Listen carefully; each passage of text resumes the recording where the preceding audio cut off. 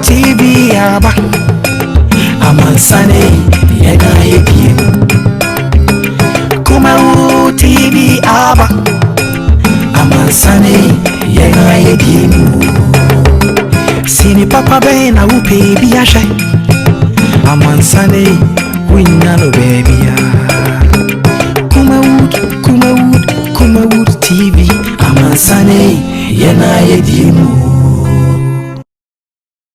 Kumawood TV aba amansane yena yedie Kumawood TV aba amansane yena yedie Sini papa be na upe bi ahye amansane winya no baby ya Kumawood TV amansane yena yedie Kumawood TV aba amansane yena yedie. Right, I was here, yeah, mama, na Elma Quaba, and the Ukiada, Unyami Adom, or the Ache. And also, I try to say, I need Yamre, and you don't mind a home, it don't mind Ghana, a home and committee. Edit, Sir Mike, as usual, Fisabra Compmission in Singapore, and the Yanya, but I say, I don't mind once. There you are, young farmer, as a PC, your boss stroke, now, or boss, I say, Promotion over par, can be also any or no. And the idea said that Cassia and my Rafi soon come out. So when you had a jet to TV na or sharing, you are more on 9 book, yen Tracia. Na still no Mugu so here. Yet was a pa, say when Yamre, na Moshe and Navy and A. You Yamre, na yet to me didn't come on some toss of pa, yet Tracy, yet me, I didn't come out. I have asked then been so and far Emma Yabua for Malam Mohammed Spiritual Herbal Center, Kumawood to be Escafo Aman Thames, and so and Kumawood Training Institute.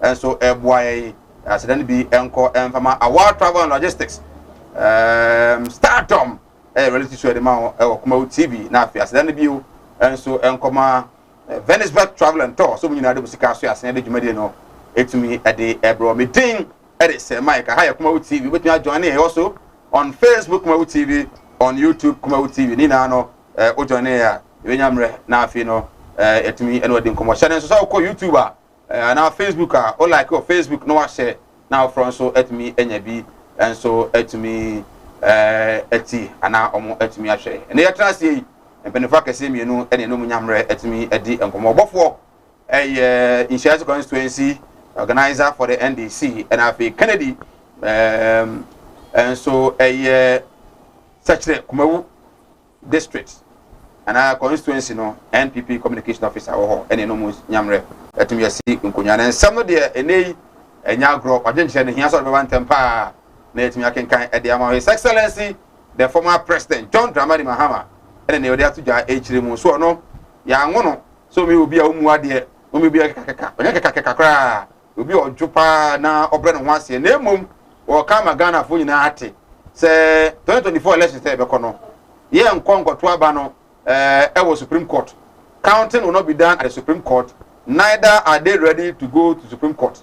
But they say NDC for every Supreme Court. Some of the course one or Ebi and Koyamo Mutino on the court. There be now I say yeah, Pubia Masado in Aba now a Ghana penny and Akuado. And I do here in 2020 general elections no. Ama NDC for and so far on Huaginesa. Enti na me Aduma 2024 elections near a do or die affairs. We na probably okro Ashanti bono and have the 3 bono regions no and what mean that they have to just say election 2024 will be do or die affair.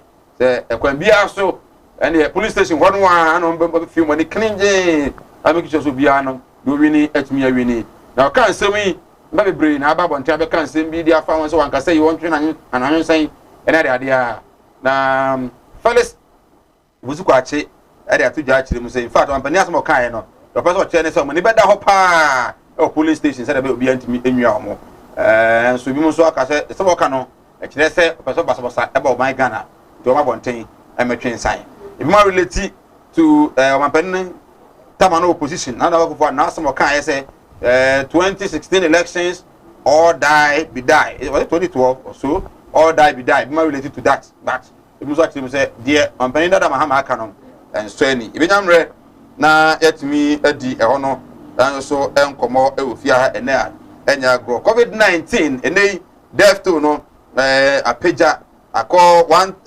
1083 ɛne death toll no ebi yɛtumi akɔduru a ɛno nso ɛyɛ adeɛ a ɛha adwene paa ɛnya agorɔ mpanimfoɔ ɛtu hɔ anamɔ sɛ ɛhyia ɛyɛ a ɛmɔmɔden no to yɛ nneɛma yi na yɛnhyɛ nose mask no yɛn observe all the protocols na afei ɛntumi ɛmoa saa nso ɛna ɛnura ɛna general secretary dema NPP John Boadu professor twerɛfoɔ na afei wɔn tu gya sɛ ɔmo te sɛ ɔmampɛ dada mahama ɔkasa na ɛmu na ɔmpɛsɛ ɔmo ka kyerɛ ne paa ne sɛ ɔmfa ɔno alternative ɛmra ana kɔmia se obusa o sɛ ɔmampɛ dada mahama ɛkasa sɛ nneɛma ɛnkɔ yie no ɔno onyakonya ɛde no bɛyɛ ɔnka gye Ghanafoɔ na Ghanafoɔ ntumi ɛnte ɛmu nso sɛ ɔyɛ ne saa ebitumi aboa paa ama ɔman no ɛnhyɛ no nso atumi atumpɔ na mmom ɔmo deɛ ɔmo betumi aka ɛdɔm sɛ sumbo akyerɛ mu ɛsɛ sɛ sɛ ɔman ebi ɛmpanifoɔ ɛmɔ mo hoɔden a na ɛyɛ NDC amanyuku ɛna amoa ɔman Ghana ɛnora ɛna from the presidency ebeto dwa sɛ his excellency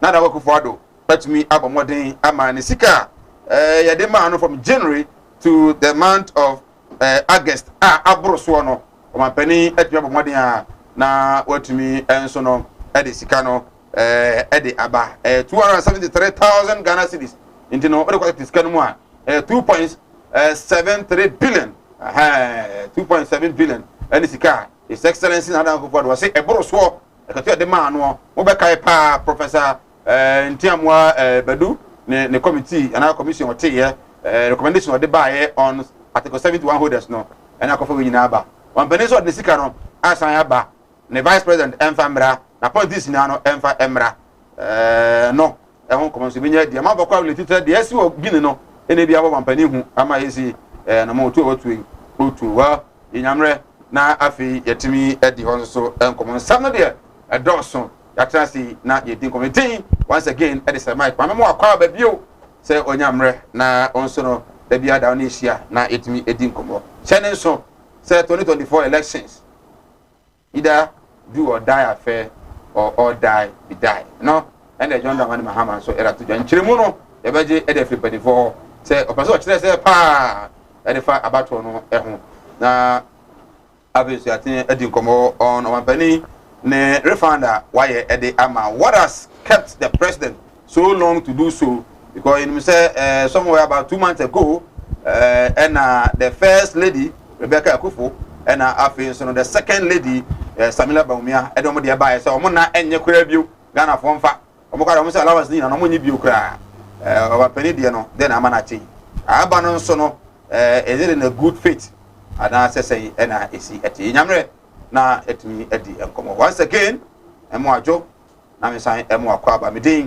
ede se Michael Zuzua ojafo atenase Kennedy entry atenase ken akwa ba ya no yan se man boko de nyame adom Kumawood sen Kumawood boko nyame adom bia boko ba so ahoye nyame adom no hoye na papa ya otuni na otia na chikaka oh okay that is good that's good ana nimsat nananso ho ye oman hene ne pa cho infio de mindi agronko oni agro nti woni mo oman hene din oh nyese me nimni de so bisa se me ho ye dia on say dia me ye me politics nti ehemfonsem de oh okay na even say very ma I think say hey we are communication officer for NPP very ma safo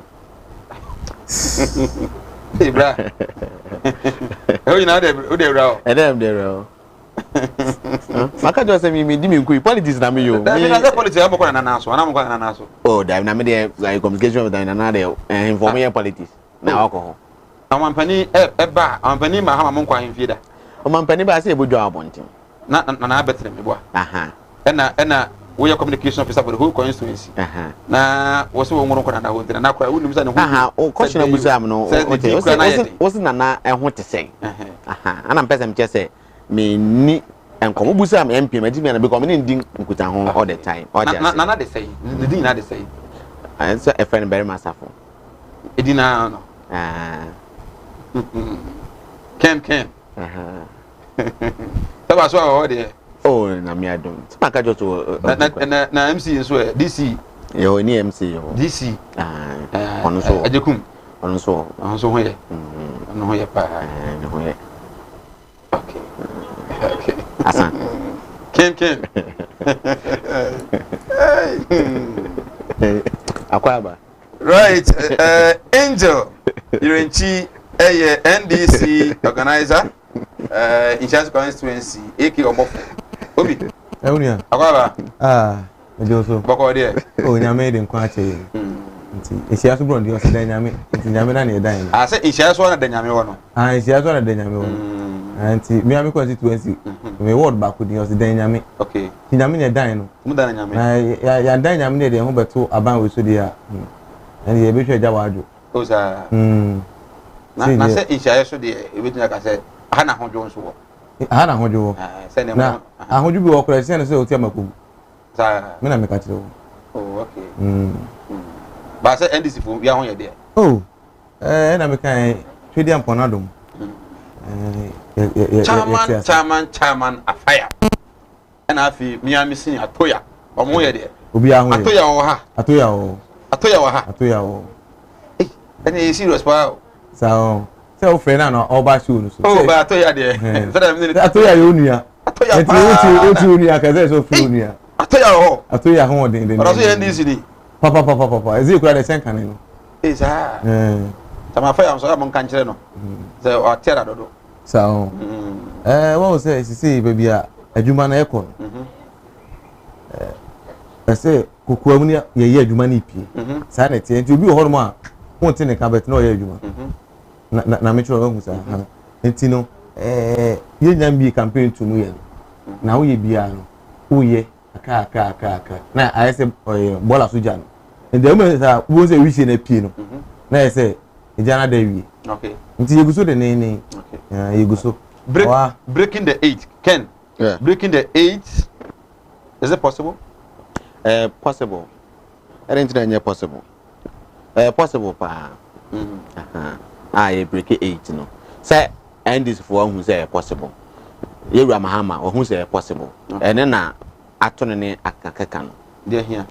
Nye bia ne nsem a do or die ne ene kwa da nchen ebeba ho ne ne ma ba force ai thank you to ya wo kwa nyina nyina ka ana hu za ba force na ya ba force Yesu Kristo kura no ese o ma to ndi on fa ne insi akire hene on fa se insi akire hene ti asia ne say mbra na do started to sa ne working visit no or other regions no I also started sending me copy because I know who's in someone another can commission and near my cost no. I can't share. And then you also cast on so good ness among for who's been and 2 about you. Who didn't maybe you're the any ya 2 about you cry. About old Tase Ghana Kosi Supreme Court to a catch or say on some other banner and Yasobia and Subia in them into Kono. Zamaka did say. Near Marchton. And yet, a friend say. I guess ending or started so call thank you though. Nagasata no to I didn't know it. Oh. No headache. Sir. And but boss so batch dwaya no headache. Oh, and you know batch dwaya. Rain choir and tiabu. No bu or more so called master. I didn't hear. And some mark some my papa. Now Badamasia, not now I fear and about Badamasia. So I'm penny every knee. I feel also called thank you to. Thank you to. But one penny con to now okono. Thank you to and working and yet thank you to. A working visit no oko. Thank you to the one. I'm a better no but woman penny. I said that baby no kodagana for.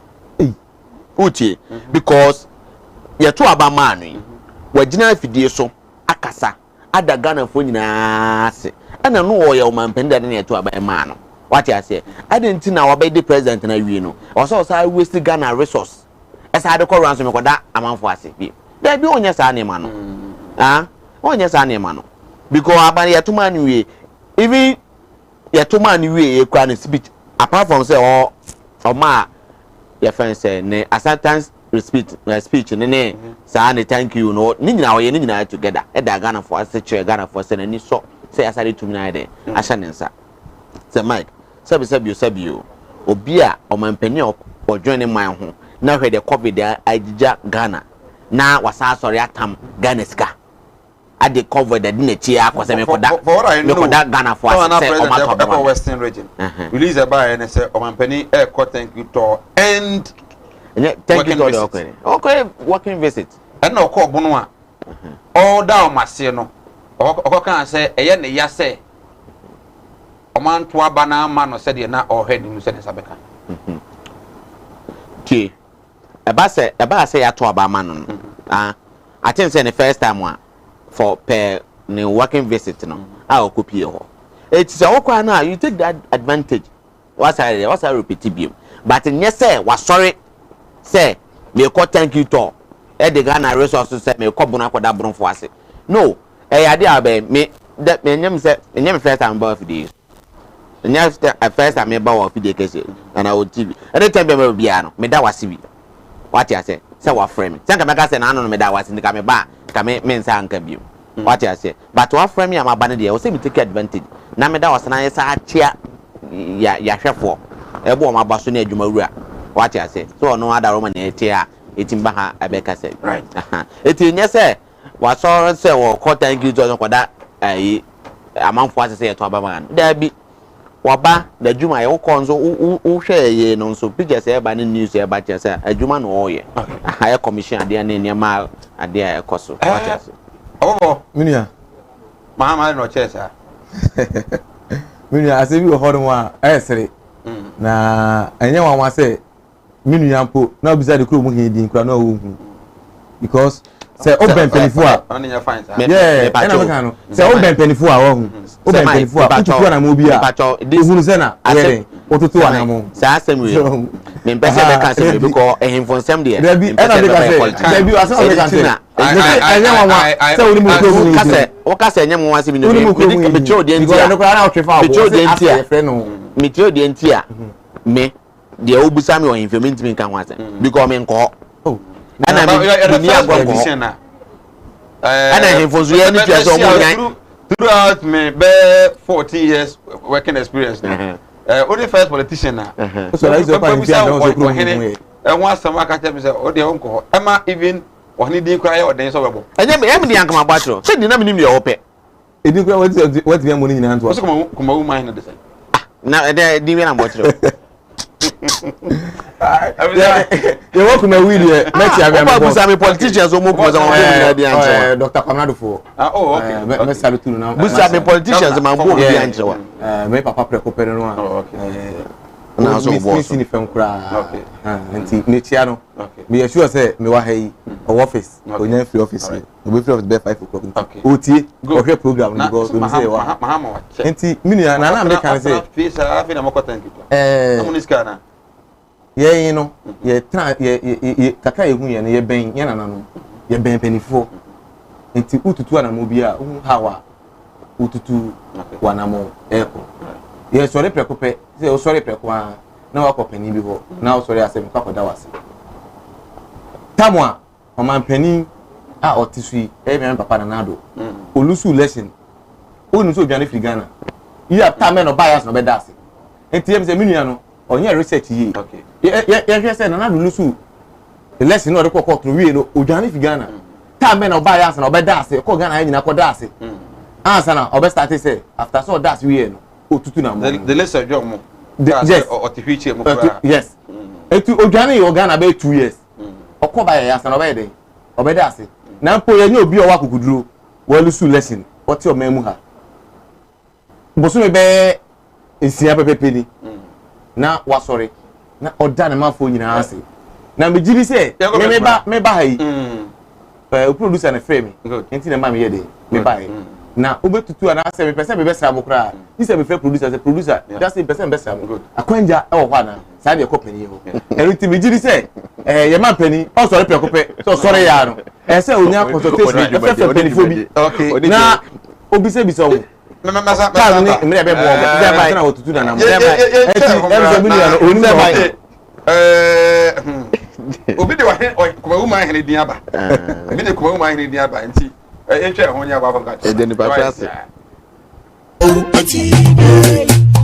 Oti animudia me manfo ni bintina mo ne yira ebinu be from ho se me yo omo asofo nso no manya ma asorema akom obi o wa me ne wo kase stroke achino wa ya stroke no enko malam se bra ya adwuma me me ne da okay kwesi da edwoda ebenada okuoda yawada efieda ana menya adwuma na efieda wo beto me ya wo so me hwaw because nipa ana wo homeda nyankopon eni homeda okay akwala na wawo no akwala na nya 10 years eko 50 years on 90 da woda fom obi so ho wawo akwala na no iso nsuo obi so ho so wawo akwala no de ye ya fe no kon no ya na echi na da so ebia na ne techere ma fe na ne tini mo ye kete oh ha no chine techere ma te se abo wo no malam se nkasa fa na bra ebi so ho so a me ne wo kasa o se ne ba no ono matramadol wi jot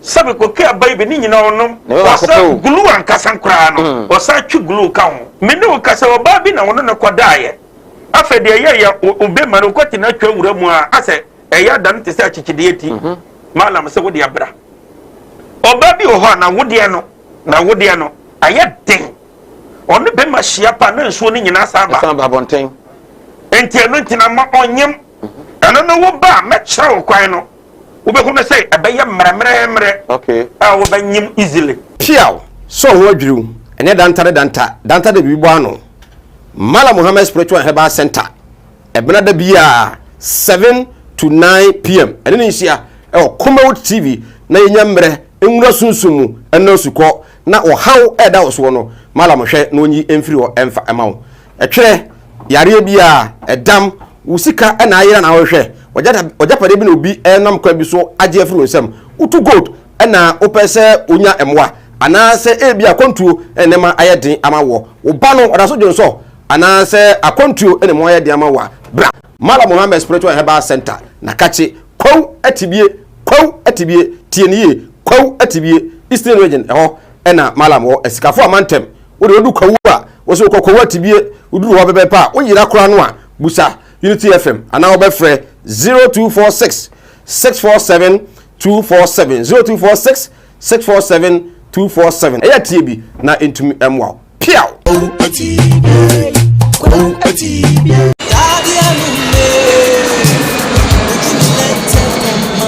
Say ya kwantu ne ho hye padia eno ani Venisberg Travel and Tour ayadwumaku a Ghana ban ne amanonifo nyina agye atomu obo ma wo your birth certificate passport na wadi wanim amwade visa nso domestic and international airline ticketing there we number 1 odo be konkro bi to say USA Canada UK South Africa South Korea Japan Israel China Russia any amanye de Schengen visa di ondwuma nyina so no do kodura amanone a ba bia obeda ene adwuma obeye nyina nso so obepe e de amawo adisuafo mu kosua de e Canada UK Cyprus Czech Republic Australia Belarus Switzerland Ukraine Russia USA any amanye keka ho nyina nso odem be kwa kodura sumdue mu jojo na odem kodura emra mu sua de no nso osapa dwuma mamu a mo ye dwuma mu hunu ha bia Venisberg Travel and Tour head office e Kumasi Santasi ene opokuari school ene di animhwe be kwai odo tobiriwura bank nchepe Brekum Continental oni Vision Hotel Junction di animhwe freye ne e wo 0242 902799 ana 0502603337 Venisberg Travel and Tour wa kwantu hu dadwene edayenso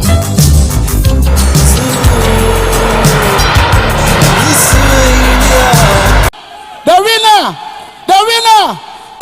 is Courage!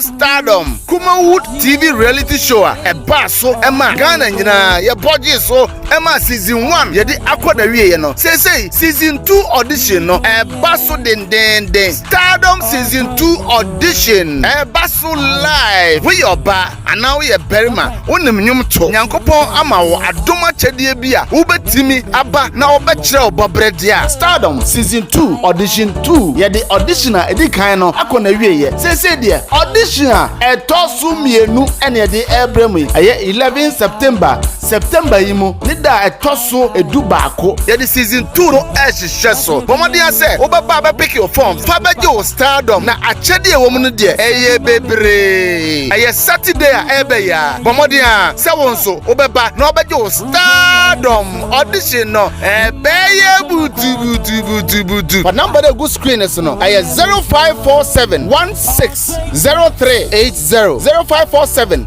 160380 fa number ni se ya na fe ye church omu ekwan a obefa so a wonsa ebeka forms ni bi audition ni nyina beba so e wo Kumase anu ti ba bia wo bia se wo nkran se wo Takrade se wo Eastern region se wo Western region se wo Bro East ana Bro West ana ba bia wo bia Ghana ha bia ni wiase afa na nyina omodin ase 21st August ya ba bia wo bia obesim na oba Kumase ahojo Atenga Junction ba bia Kumawood TV wona opepe and the audition no ehihye so anopa no ndu pepepe aye 10 am na ya shase ye de dimusa ekosi 4 pm and ti ba bia wo bia tutumnikai na wonso fa wadoma chede ebra na Stardom season 2 we ha ebeye butu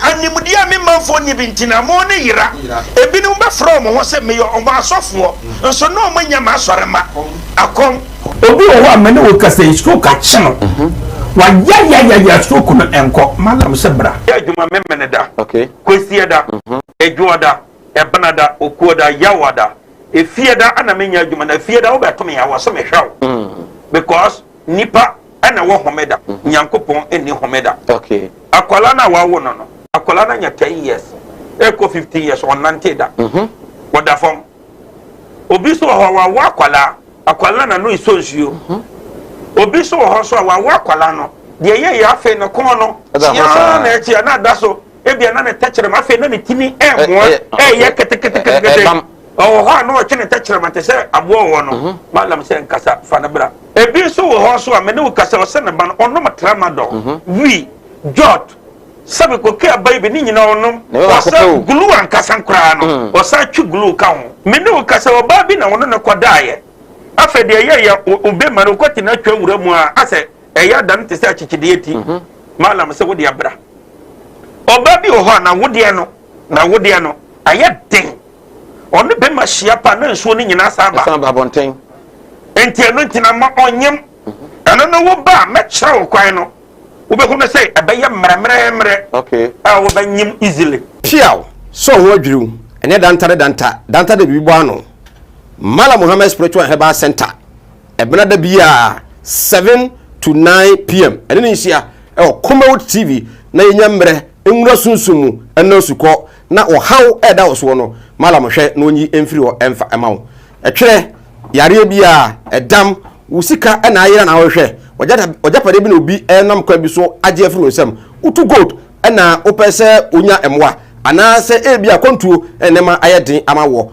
oba no odaso jonso ana se akontuo enema ayeden amawa bra Mala Muhammad Spiritual Herbal Center na kache kwa atibie tienie kwa atibie Eastern region eho ena Malam wo esikafo amantem wo de odu kwawu a wo so kokwa atibie uduru ho bebe pa wo yira kora no a busa Unity FM ana wo be frɛ 0246 647 247 0246 647 247 eya tie bi na abusia yensan ema akwaba ugoso ehesinopi we are live on Kumawood TV once again messages no fabra na yenya mre kenkan etumi emfa ema yenchia nana Kumawood mahene tia opa na nyimre da se benu se bia boko nyame adom ho ye pa ede ogidi pa so ho ye pa ho na ma ne bia ento e wa ha de ba enu se nyame adom fie enso boko abusafo ha eguso edi enkomo former president John Dramani Mahama thank you to no Tachiman na afi one radio station based in Tachiman Akina FM ebudi nkomo no mapani in fact 2020 for elections ebe kono enye sede edi kan ekoye 2020 no enko Supreme Court enko any court bia either parliamentary or presidential no I was say abato no efie nipa nti otemene say do or die we no saka say men kan say or die be die o me dey na say do or die yentie briefly just 20 seconds don pani eka here e ban da kan here na afi ye ba e say Ghana for anti na see you no wasane abedi nkomo abechiri mu ye na opese oka ebi e beti no so ato aso na afi abadwafo hey etumi ahyase edi ho enkobo ye go tie from president the chairman Kena FM somebody to join on do or die affair yes bibi ebcp na odisia nyansa yes yeah the 2020 sia nyansa elections no it will be won or lost at the polling station. I see. And the polling station they better do or die. Because all die be die. They better do or die. The right thing must be done. 2024 polling station and you better win the election no. Yan train and ma yan kase collation center and at the Supreme Court day. Yes bibi ebcp na odisia nyansa. Yes yeah the 2020 sia nyansa. Elections no it will be won or lost at the polling station. I see. And the polling station they better do or die. Because all die be die. They better do or die. The right thing must be done. 2024 polling station and you better win the election no. Yan train and ma yan kase collation center and at the Supreme Court day. Yes bibi ebcp na odisia nyansa. This election there was fraud in this election. And so you didn't rate it. You say if you are dissatisfied, go to the court. You call court say Edwano no. But I know America say we learn lessons from it. Into the next election, and try and call Supreme Court to do. We will do it at the polling station and collation center. And we say it will be a do or die. School in them. They don't understand do or die. Your Excellency. Your Excellency, Wadaruma. Do or die. It's an English idiom. Okay. It's an Kasabia yawo Kasakwan. Okay. Over Africa ha. Your proverbs, your bube. Sure. And you can't was some young country in the straight format. So you're the best and the back. In English, your idiomatic expressions. Sure. Omo mufi school in term omo say idiomatic expressions as here. Do or die means a critical assignment you have, and you must do the needful or perish. And so you must do the needful. I just say, make us say, and this is me and train and go Supreme Court to be. There was here a year of polling station and the collation center. I was here. And so I don't retract this election. Right. I was we two different conversations. His Excellency, the former President of the Republic, John Dramani Mahama, in Bono East Region, Techiman, and then Moonlight Sunyane. No what you say. 2024 elections, no. The year 2020, you must win the election will be won at the polling station. No excuse. And the end Juma. And no a do or die affair. Or some can't say or die be die. TBA pa say a do or die affair. And or call Moonlight and Roka say, in fact, the American that be more how on table zone, the normal one interpreting wrongly. The Africa Haka Kasakwa or Bibri Kasakwa and a Macano. Say the SCC, you know, say Abraham will be a power police station there. It be CBU. And I make catch them say, a do or die affair. Do I want to put on our what and one? A Kasakwa and a Maca. And one no kids die. Your bomb program no, Lubianco baby. Forget Tebra.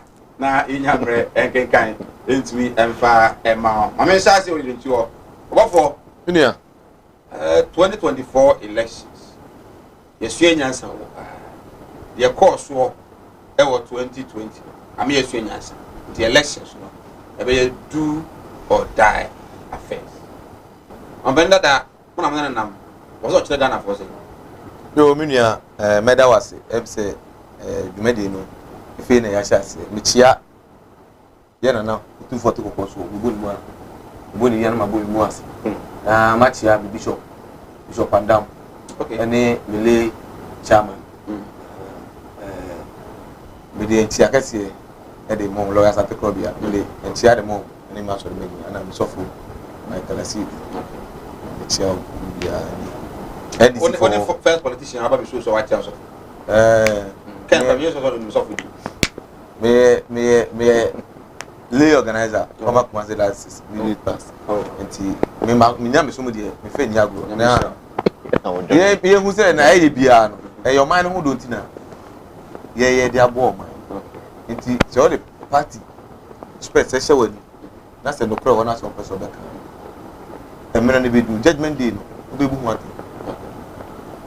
enti say but ya na ma for is that the Christo for politics is the time I say Christians they will politics na say bibi kra chia ye dia 2 years na chia na what na 2 years dia ye timi 2 years bia no do or die you oh so obi ka say for 2 years obi ka say ma penida da say mo okay minia me start politics enye nde na mi sha na me di politics echi 2008 at that time na me executive oh share so constituency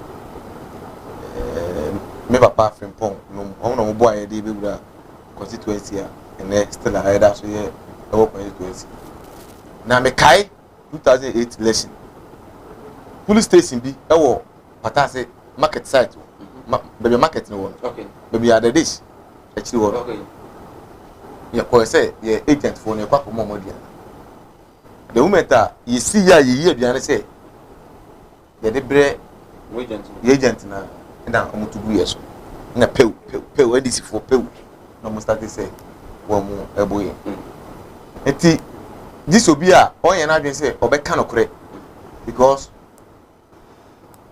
dara de nyina we ndc agent claw central region dangerous o ha ne abebo ne apamo na ye je na ese ne na fata but think about what ye fa unipa bra me fa unipa bra wonya 3 menya 6 wonya we na ya chotro ne ye nyina nanga etu kwotwe da bia ide etwire but etisa ye ya inim edu sata na etu trasam a ye nuan ma PP4 ye to the extent almost sure mo kura aya waso wa huni si ye ba election huni si ye eti se otiwo na wo hwe se nyama yi a ebe yi a techima yi a ye papa ko gina ya o kan sa asemu techima elections me no ka se wasem bibia ya to aba ya kan nipa da wo se wo lusu so je ni timi by so per account on collection sa ko tumi se omo ye no e so omo ye na nyame ye no kwafo sa election na o man penisho moti mo omo ye di ma wonran no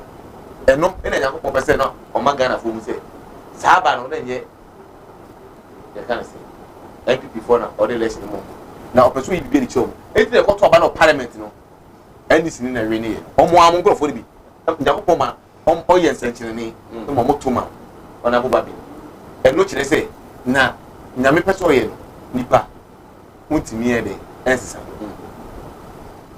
asema papa iko kan yi ye hu nyama bebre ye papa no na odidie e wo court mu enu tira election no e ba he nyina wan so se o mu kwa si e na ode asem no court ye ko e ojitu mu ena onam edubere a eso da na manfo ase because so bi je bibi ma o na se wa na se wo ye boni aye ni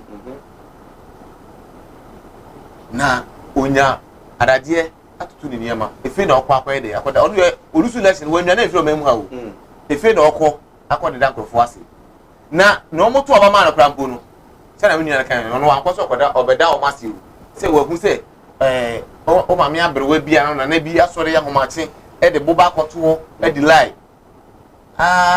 kodu mere so e den oto aba e de man wato aba na man no sa da no ma me fo no man ko edwem e man ko adwuma e bi ma ja o ma adwuma to ho abegina police station abo aba no ban eti na ese fatase wo be kom na so no akwede akwede o ma se Jesus Christ said e de fo no yare no obi akota fo no yare no o say ba kuna ka no e de o hin because asida de obi a e de ehia asida it is over trans already we hear o masida and look at the kind of leader would you mind so because no here why am we after day no ma Muhammad was there na be but we dey tisa e bi lusu bi o mo ko tran be fie mi no e ko fie mi esati as no ba be da se o si da bi me yes ah o pese tension no e ko fam na akoma e to yem musu mi si aji no na o sorry na o yede onda o ma ni nyina ase epo abato ye hu be bia etuo e kasa e ebi fam e de ewuye na yetimi achichi mamefo ni bia de ewere enti ye papa no ye danase o man Ghana fo hu say ya to Ekala TV akoto black and white apa because as a communication officer etin be ka say na what to aba me wi dey say yes answer resources e dey ase tama na o ye man penina na ope relation resources na we use here e record ase tama akọ han fat na we on nam wi mu no man resources na dey ase na how come say abrewa wa say na that na ka just say already asida e hu bia but am for hu say me hu say me nua no do the time on ba che wo am for hu say John Dramani Mahama former president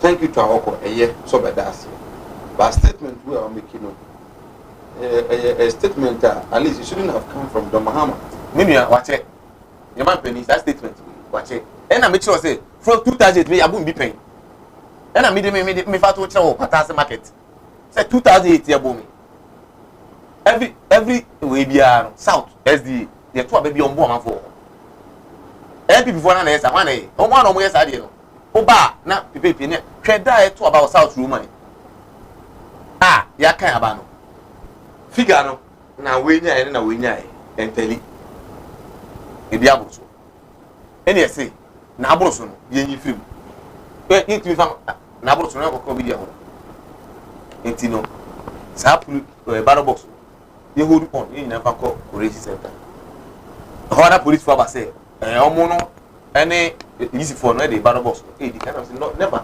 enti me see because me waka ho me waka ebetimi van ebetimi afa ye nyina e be fa both for MPP both for NDC and easy for no police for e dey tell for sack and almost dey in dey say dey eti eyade a na ano odin pa e ho so eti date na ka e nyina bekum ye nyina e famum ye nyina e monitor ye nyina e ko because of say omo ni a compromise with some people one person omo ye na ese omo ye enti mu no say at the police station eti ye hu ni say amanfo bi ye ne me ya eni kwa and correction center me ye church organize ye correction center e wo poku are opposite okay tama ye ko ese kwa akokoleti ye figures ame ba ho yeah current MP current can come who me magana say steka who me say me pf college center and say who me can say me pf college center because who being the constitution organizer yes for this me free ho me Bible say that shall not so but me can me other can say bisa no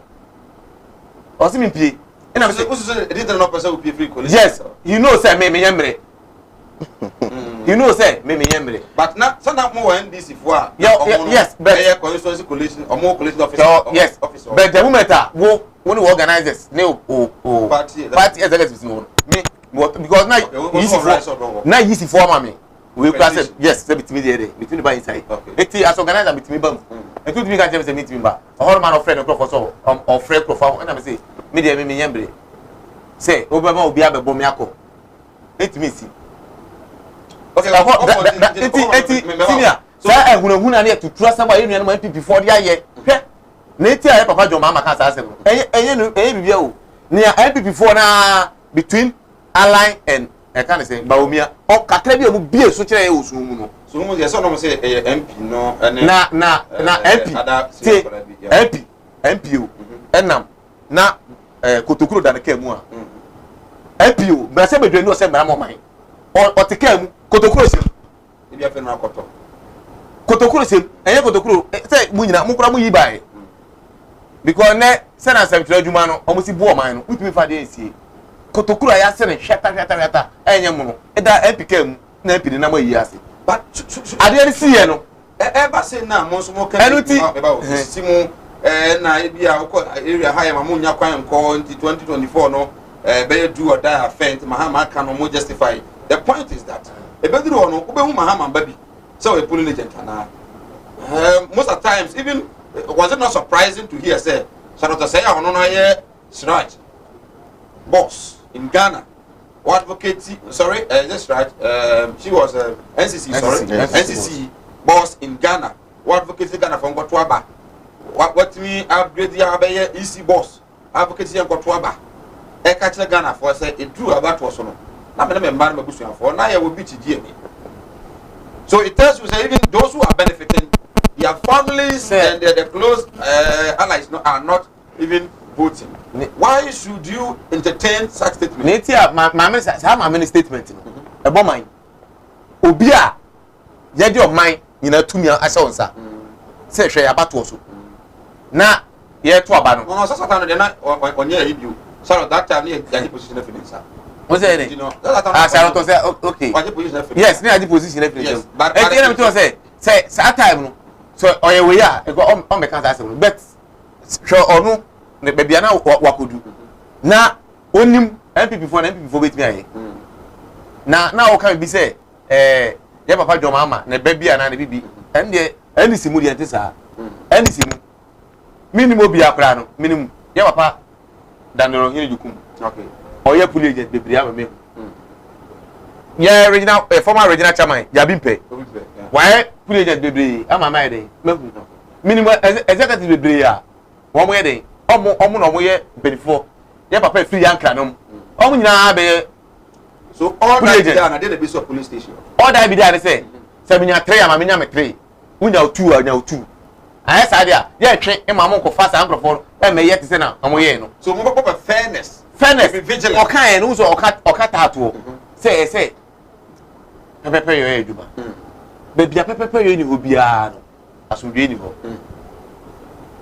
okay be bia pepe yo ni ho asumdwe ni ho but the minute you say asoman ye pepe yo na ye jai say we mespesa ba na ya be say Muhammad ni abresa so putumi je kwan bia so be nya tu and as I say, I'll come back to you.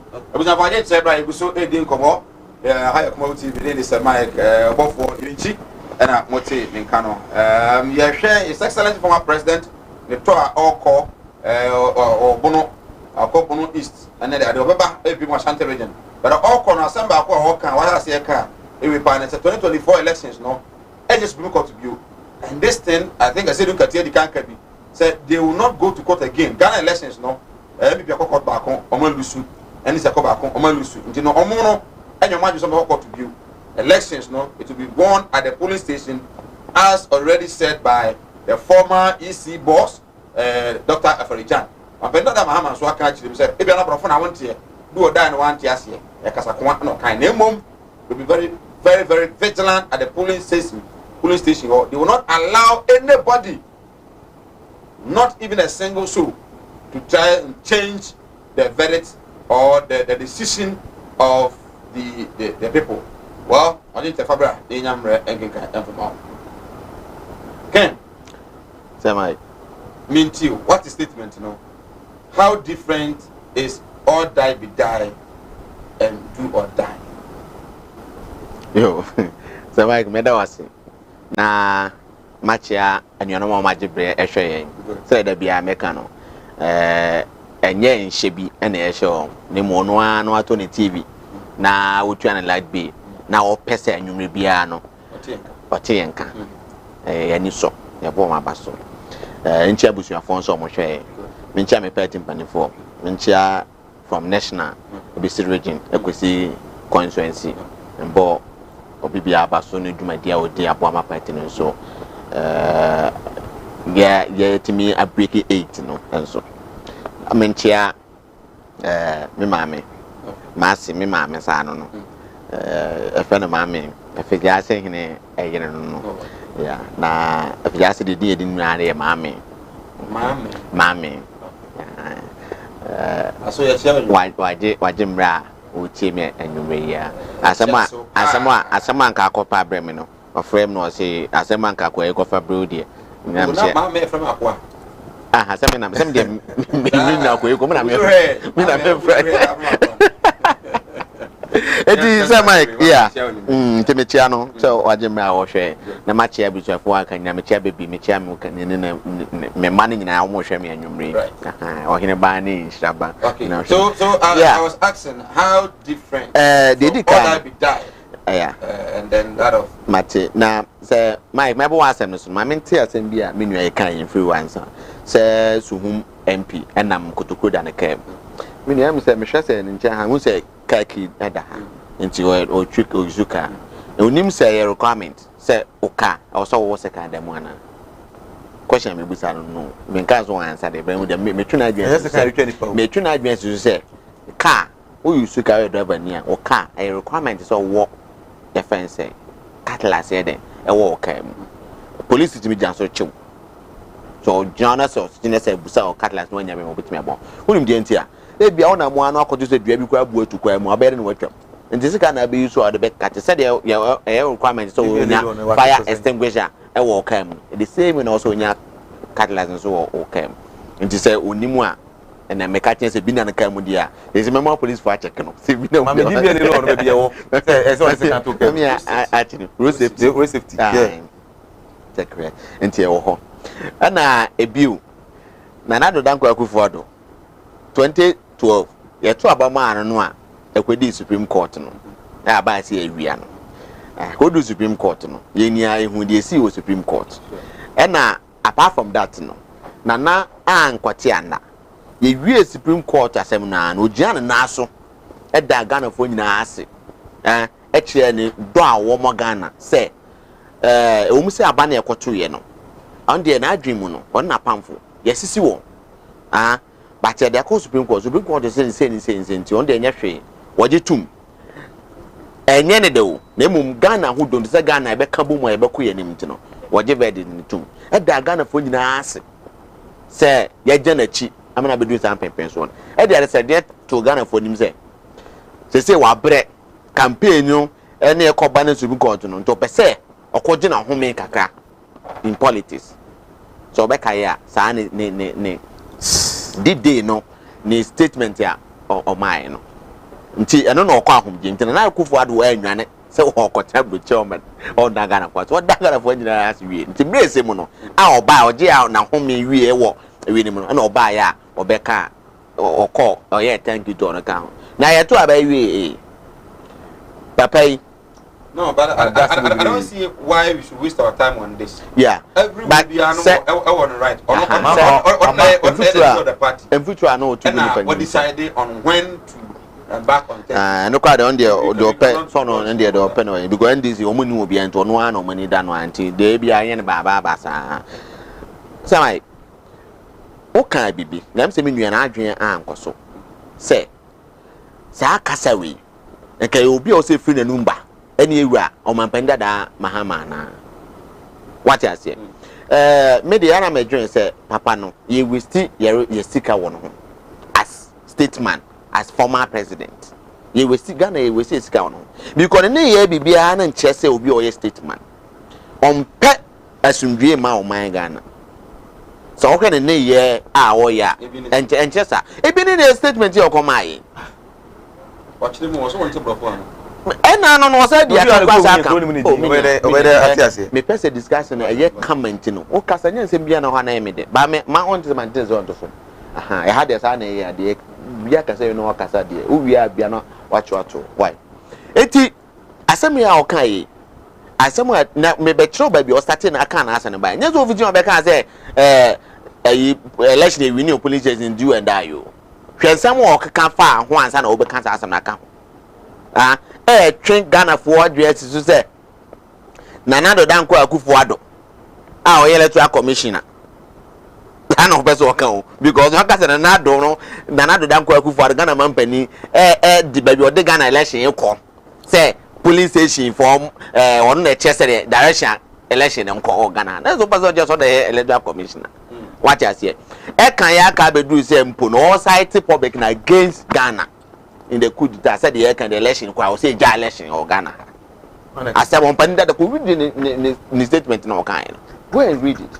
na ko tie full tape ne tie ne interview no ye ni na so wan kasa ase no ho nyaa kra san election ba ke ye o Ghana because he was making reference with what has happened in 2020. It is an also mampani kasa o mampani kas dada san also kasa na what you say some say come unja ma ye ne sami jamfinum na nke nka ho azem na mo mo trade for 2 years is say wo be kasa one na go to for so bozo be ma for go to for na enye yi sa what you say na zama ma men kasa mencho Yewura Mahama wo hwe ne ye ne bibia na enye pepa a o mo Ghana na emum butai nyina ne se ubusai ba hook or semi sabi do mampani bi because here I am gwasi amano because ba first public amampani fu ababia first second ono gwa ba ko ye hwe an to akonwa what you say eti ye nim gwasi amano eti ne kwa bi ba fa so bia na obeta be di mampani bi no wo hwe obenya second time aka on ekon emporizo onya second time Ghana for kwa hu mo board second time kwa aka kwa stay nim gwasi amano go nkwa no mampani a oba Ghana ya public one Jimmy and first time and continue with the second time. Ya pamo wo gu ani mas ma akoba. Ghana e be daddy wa ha. O mampani enne na obeka che say election ye win at the polling station na. Dabi Nana do danko akufu ado. E ma Ghana fo hu say election ye win at the polling station. E obra 2012 election ye sisi na or the court Supreme Court. And a daddy was Supreme Court. After then a electoral commissioner. A catcher say election is not on at the coalition center or headquarters of the EC office. The election is won at the polling station. Or can't say me so yate. So here 2016 urban na ye MPP policy. Say nana EC officials that me catcher say election no you win or polling station na no correct because you collect all the results from the polling station. Na ya they could do national. Na or announce. It do sha. And maybe after Jan, I can say me say, one no results no. Only the last person na uhun. Because be form mu nyina mo nsa be sin nsem. Eti e dey no no betimi aye. Afa ho say me this obi. What you say?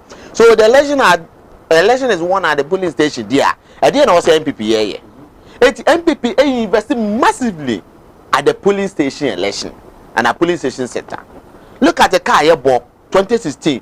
The kind of system we used to hear, they monitor elections from the polling station. They quality a result from the polling stations. What you say? Look at 2020 krana. I 2 minutes cry krana. I have any what by Mundian and carry and factory. By a car investment, the kind of investment here. Obama Kumawood, your coalition center. But the system young coalition center 2 from national one constituency coalition center party Nankasa Shamaye and the Yankasa constituency executive. Yes, also your coalitions local one. You didn't monitor your elections and the results of free polling stations ever. What you say? Because they are near break. Near Kai Asamoah after Jackache maybe a term. Say election is more at the polling station. And the Enfaniago. Ye investing work. Kwanye be faso be quality results from police stations. Na NDC vote dia akro. Tete member to jasem mo snatch bow boss. Munye hwan. No madana. But you heard him saying say most of times he do elections or you sue in share so at the case study said police station abakono. Na and I'm saying before those who ni moral right. So ko cancer no cry. One any more Ghana has say I can't election to trust one. NDC for the election to trust him. One name. Yet a Ghana ha. Ena enya kwabrane then a regional organizer, a regional secretary. No what the minister, regional minister. I could this sports minister, deputy sports minister. E kache say ye ni etiashant mamu ayena asant maye diana ye supposedly MPP ye MPP diano. E kache say election no ebi beto baako ebi create ahwe kwa ebi ntubi ebi beto half ebi ntubi ya me o kan as me kire wa ha e dey ejija se na chance as statement ya me na kan as me kwa kubuan e dey ejija se na chance as statement we say what you say ye krom no ba me krom bodo ma say a me metuma aba o meto JHS no aka jam say me na me register ha me krom me ko to aba ha meto baako me che me half na say aha ti ontie oh minua obeto baako otenye kro be mo ato half minim nyo na elections ye to half and I say o ma to be kra asem o kan god that na to me kra no kan asem no what you say na em won wan say o mampani dada e ka che say na do na election no o control election o Ghana o easy hwe asem am person o mampani dada ati ase ne say election so mo amomani ana ho an invest e wo omo police station executive say be calculate results wo ho na omo sori na sika no ye de shamanfo nchi munye demonstration ye de shamanfo nchi munye jijasem ni sa anya ma no sa atete asem a digital mi ne dia NDC for power na omo nya bibiem da omo nya bibiem da because say wa mo nya na ho sa na so sa anya ma no na akofa unu ama ha bebehi mahama ebe yisi boss kra obelu selection edim gwase a ebi nsi Ghana ha mampani bia lusu election no yewura mahama 2016 tabre no ye obi a ono appointi isi mami ofa the history a ono ana de nko di NCA boss no NCC boss no sorry NCC boss no ono ana de nko di ye esa ya ne be di electoral commission but edim gwase ebi nsi Ghana ha ono time ono no ye electoral commission and na sa ne man to wo what I say it is okase statement no mahama me baso do you see na ma beche effect it's very wrong, totally wrong. I was say Ghana ni biara condemns that statement now, especially from that of order be die. I didn't see order be die. Ghana for you condemn order be die. Even order be die no. Na that dan kwa kano e wo bra na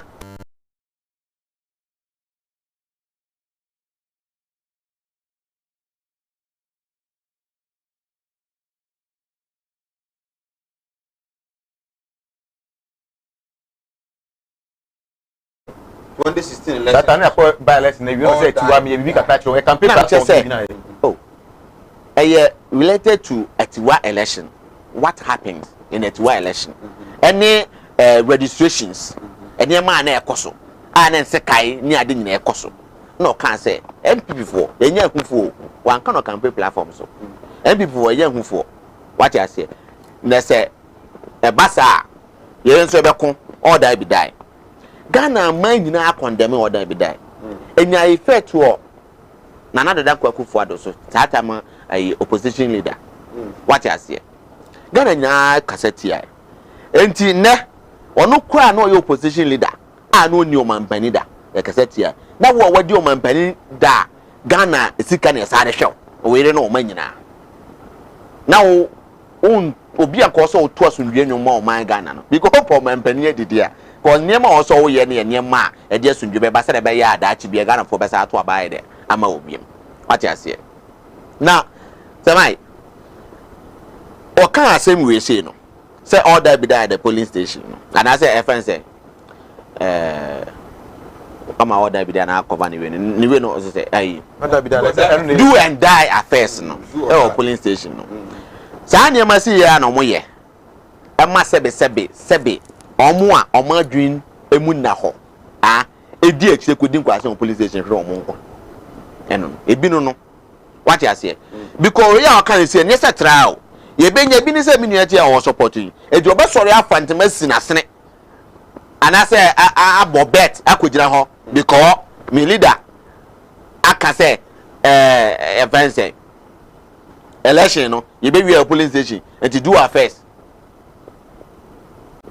eji ye ko ya koye akota akire ubuza akwachi bi wantimi anza ubuza ne se eti ewura mahama ne mana omote Dubai ne land ne ade no ebedu sorry ebedu sa time no ama ne bana sani aba akoja police station akoye do and die affairs nana ensida obo mbanifo bi ni so omko police station koye police agent na wa won kwa bodyguards na chi ye bon ho bai na wo ko no wa na e bo ho bai e ha mo na asan people because e bai say ye de haye ni o maka ho so my ha mo en haye kra mo na say this the big da and is it a right statement you say no mo mo ko Supreme Court view yeah party MPP yeah because NDC for some there Supreme Court yan ko biem now say yan ko Supreme Court we ko Supreme Court no ade a na e ko hwe nyina ne say election no mo wi aye akwa be na mo pass wi aye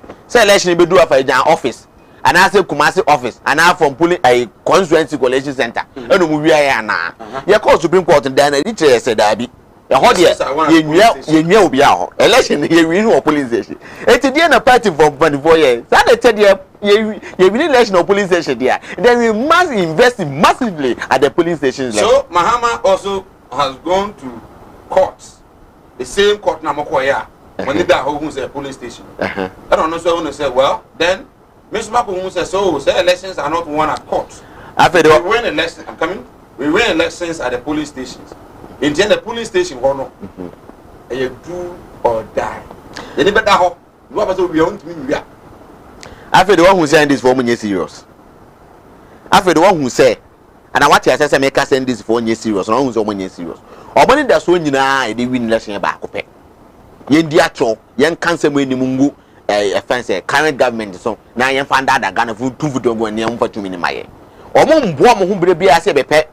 Memuna adi jebe ya bwa hwe on ka se ba ko jo ati esi enye Supreme Court no ko ne ye kwa na ko Supreme Court no enye yanzi afarijan yisi ene then candidate Mahama election go in favor of him no enye no esi wo mo enye nyina na Supreme Court ka ties election no and afarijan dan na the Supreme Court election e win at the polling station. And I'm saying yes serious into no. Near who's election no. You also winning election, you also winning a polling station no. And when you started here and 2 years, say be winning. Now they want to know what they yes, headed to just some election. I was saying one go your polling station. This constitution that if you are say or say somebody should tell the Kwaku Frimpong in NDC to keep quiet. Is JDM going to allow his children and family members to be police agents in elections that warrant him to make this statement? I think the statement you use now, I think I will not go with you. I say NDC food soldiers should be very careful because JDM wants to sacrifice them for power coming 2024. Greetings to Mavis Nkansa Bodu Honorable. Okay. Another Abano. Robbie Fashion, the Chemso. Goda Hotel. Or say, in fact, John Mahama and NDC is gracing and exposing their incompetence too much. And I think opposition is fit for them. Regards to Dr. John Kuma, Deputy Finance Minister. Also, the Abba, I don't know.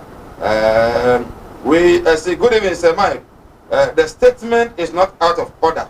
It means they want to be very vigilant so that nobody can steal. But if I'm vigilant and you want to steal, what do you think it will happen? Let's be fair to John Mahama's statement. Well, Christian, and so they are also at the Abano. You try on some and you can tomra your back. Oh, my man, and you say, I'll come with about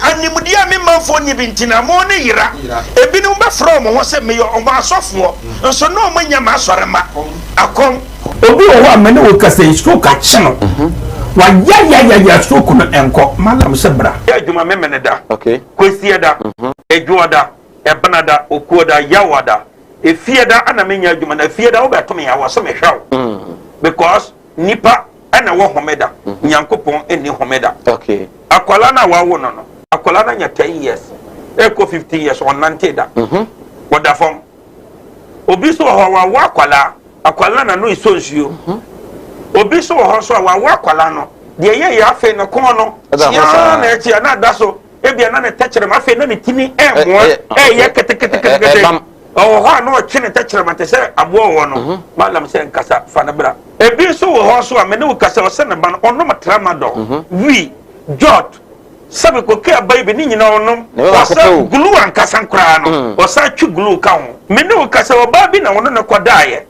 afa de ye obe ma no kwati na twa wura mu a ase eya dan te se achichide eti malam se wo de abra oba bi o ho na wo de no aye den onu be ma hia pa na nsuo ni nyina saba bonten enti eno ntina ma onyem eno no wo ba me kyerew kwan no wo be hu na say ebe ye mremre okay wo ba nyim easily piao so ho adwuru ene danta de bibo ano Mala Muhammad Spiritual Herbal Center ebena da bia 7 to 9 p.m. ene ni hia Kumawood TV na yenyamre enwura sunsumu ena suko na ohaw eda oso no Mala mohwe na onyi emfiri o emfa emawo etwere yare bia edam usika ena ayira na wohwe ojapade bi na obi enam kwa bi so agye afiri nsam utu gold ena opese onya emwa anase ebi akontuo enema ayedin amawo oba no odaso jonso anase akontuo enema ayedin amawa bra Mala Muhammad Spiritual Herbal Center na kache kwaw atibie tieniye kwaw atibie Eastern Region eho ena Mala mo esikafo amantem wo de odu kwaw a wo so kwaw atibie uduru ho bebepa wo yira kora no a busa Unity FM ana wo befre 0246 647 247 0246 647 247 eya tie bi na entumi emwa piao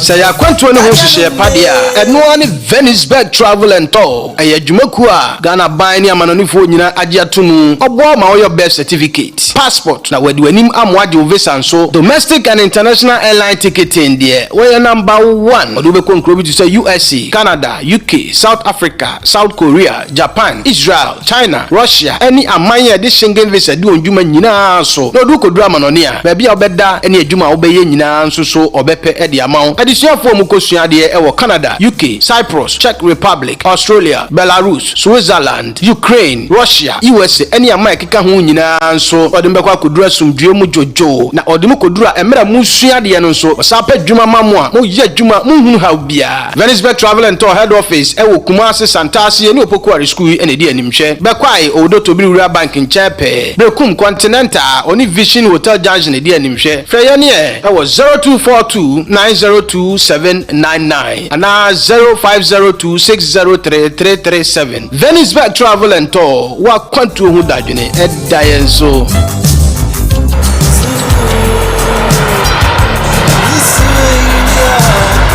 The winner is Karen.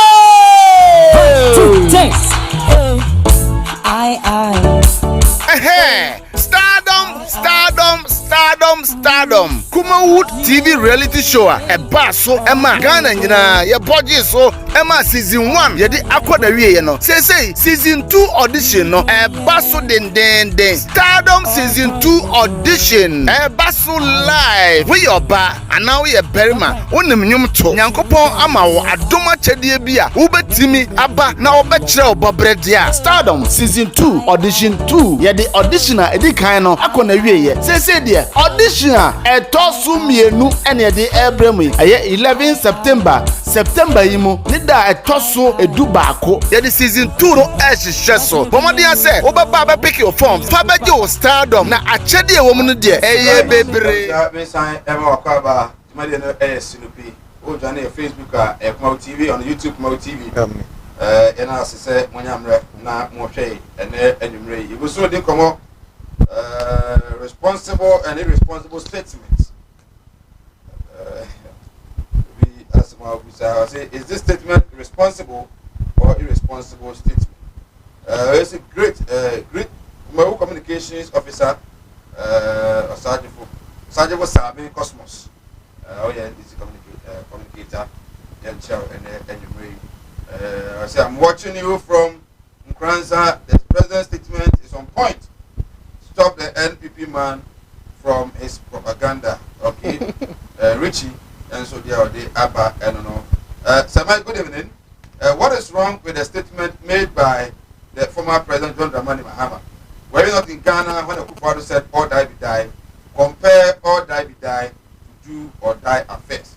If I'm going to write exams and I say this exam is going to be do or die, does this call for criminality?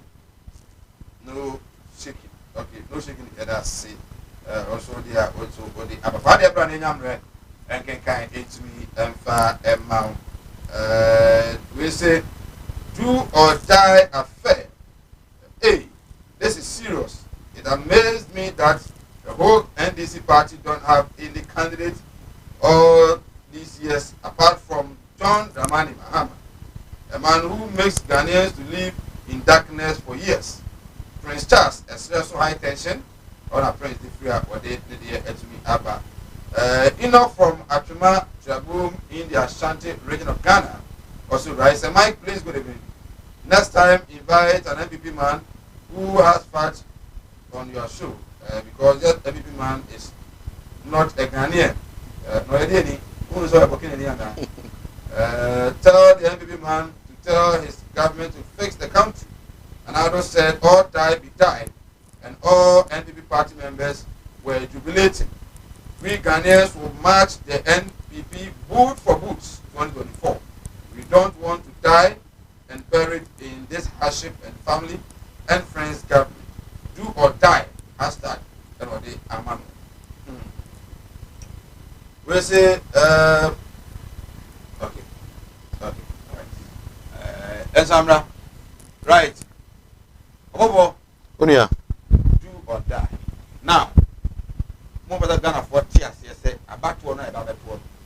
Mo better ho. Na mo ni da ho. Na obi na anye so be fa kwa mo ni bi so sisi mu a. Ya betre no. Na ma na gina kwa. Betre no wo court kwan so.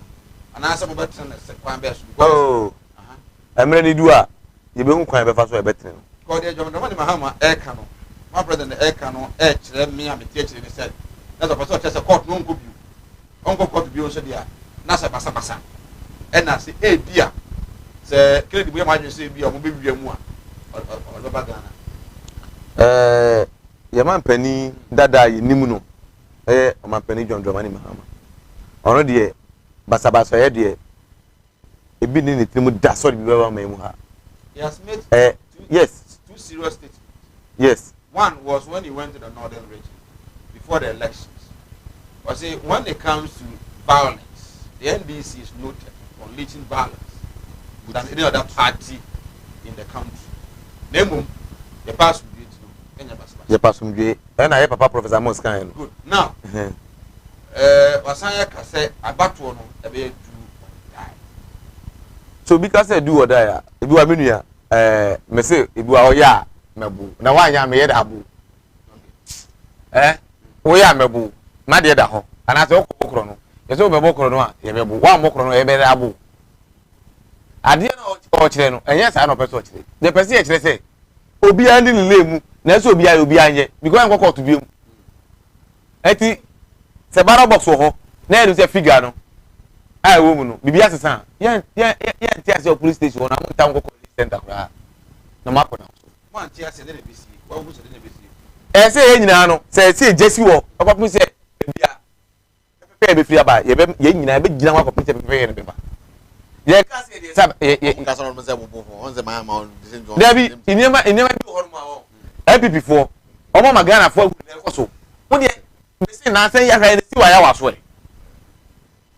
Che wo timi ko ro fi tutu. And you being the consensus organizer no say in Shire so one police station da kodwom moko na abato no mu ne say munyin tum de ekoso ho no a de ne bisi etimi si right now say ko 2024 na nyame ya adom na me da so organizer etimi si ai na monka say say court wo you provide enough evidence to court to prove that in so this police station abato no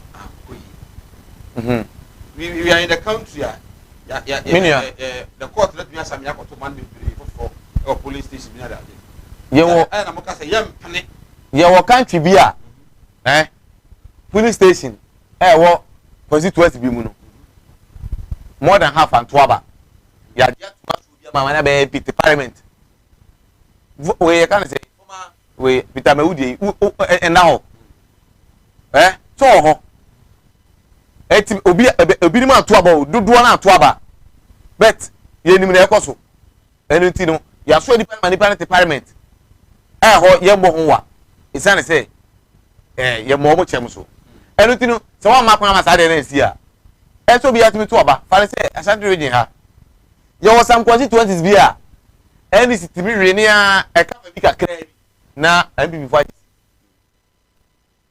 enu ti say NDC ye ba power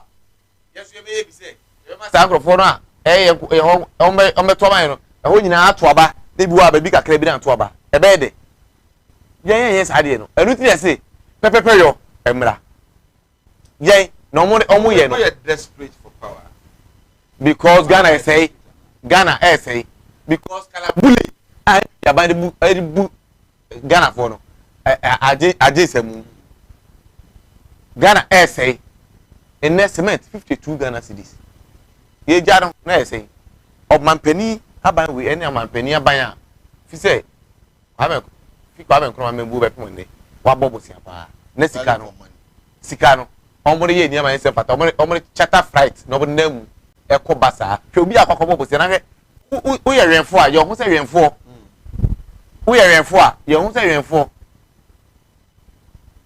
so enu ti se na Ghana ye no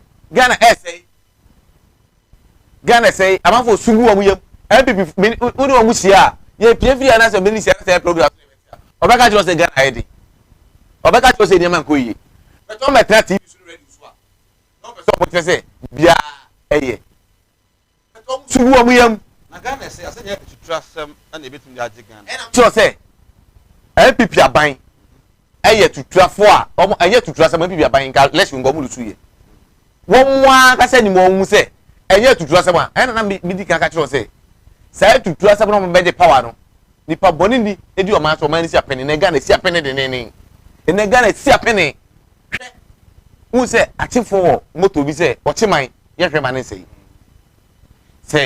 wo de o ye samturu ni adwuma mi ne o ya che ko wati na ko hwe kama na omoto aba hwe nanado ni kurom achimobu akwa achimobu akwa ko ezo no first na achimtafu nyina kan obefa kokore timi apedwa adokwanta saa area ho nyina na ka ho na ho nyina ebe so akoku na ho nyina ka ho hwe se o ye so be peba mpani no hwe vote anu nya ho ade tira na ho mutuma no oto na ba o che bia hembobo ano hwe emre santi ana ye to aba you know Professor Mos eye olusu sa bara box ono ato aba no olusu check na hwe ade tia the chrome form eye hu se omu na na say yen Ghana for na ye kana se omu nimu no pabo omu na se pabo ba ko omu nimu no enu nti se ni pass ye to aba na Ghana ko yi enu nti na sa tabna na obejira na o ma to aba tia no o ye pi o obetu o ko mufa obetu o ko mufa no ba ye pi o etade eti na ka ono a ni we no ne constituency no oba na mo to aba tia no because omu nimu se we adwe wo litimu no ye e ma Ghana man na say Venezuela travel and tour e o kuma asesa ntase one kokare SHS e na ye o se akontu e na opese wutu but then uni passport wo no e hadwe pa se ne o ti Ghana na o ye MC a o ye VT a o ye cameraman o ye producer na uni passport wa opportunity ba kakre bi pe o ba kam ya de be ko sa o ye so pa no ni akwa pre ye bi a passport na kata kwa uni bi e develop possible na kwa uni passport woni bi ma wa o ba na ma na nyini kwa o heme na branch a o heme woni ni pa so di website ko no me bi ma na woni opportunity be to kwa dia to fa won semi na be dan no na afi omwa o visa kwa ba so abeje o be di na afi ticketing so no domestic and international ni na no with me aye e de amount hotel reservation to kwa Dubai na ko UK also the can go to amount we do already be a crowd that do hello gentlemen from Ghana. Yes, you have Venezuela. Come and one of not at the Venezuela for and I come for Eddie Ama was said, wait, now I go to the seminar. I go die 0556 0556 965 0556 055 965 from now and you so Malam Mohammed Spiritual and About Center. Oh, quote XB Escafua Mountain. Catch us and Danta. Edanta na data bi kwa no de ana na nanom editum pass edanta enya malam ne malam bodu a malam fo pa enti no obati bi so a oti mo betwa ofie mo da sene se e mo fama no so nya betena se kim obewie na manfo atwa hia wa anya go malam Mohammed afiba kuli every Tuesday and Saturdays of Kumawood TV ni manfo din komo tire susu ni wiase na malam so eduma 27 years Kumawood TV radio station Unity FM awo how ne ma de bia no nyame adom bi ento no ni na ne no kwedi a o de yatuma wo se bra o se o mara kron ti sɛ ɛyɛ awareɛ awoɔ adwumasɛm sikasɛm akwantuo yareɛ tutu ɛdam ɛna obusuani bi abɔ wɔnte aseɛ wɔnte saa wonya sɛ obusuani abɔ dam ɛtwerɛ ɛna ɛwɔ obusuani bi a ɔse brae na ala ɛnam ne so ɛntumi ɛmfa ɛmoa yɛbɛyɛ ne sɛ wobɛtu anamɔ na wɔkɔ watibie asikafo amantɛm wɔse woyɛ na nkɔ hospital a